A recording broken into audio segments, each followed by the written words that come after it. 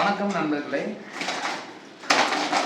நேற்றுக்கு பார்த்தீங்கன்னா இந்த கிரேட்டர் கூக்குள் அப்படின்ற இந்த பறவை வந்து எங்கள் வீட்டுக்கு வந்தது. ஸோ நைட் நேரமாகனு சொல்லிட்டு இதை வெளில விடலை. இது பார்த்தீங்கன்னா வந்து காகம் போலவே தோற்றம் அளிக்கும்.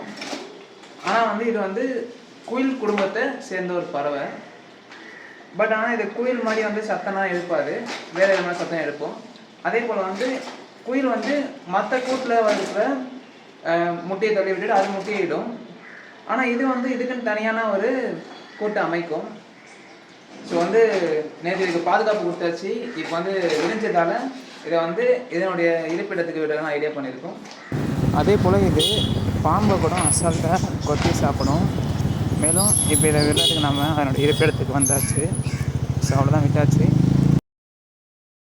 நன்றி நண்பர்களே.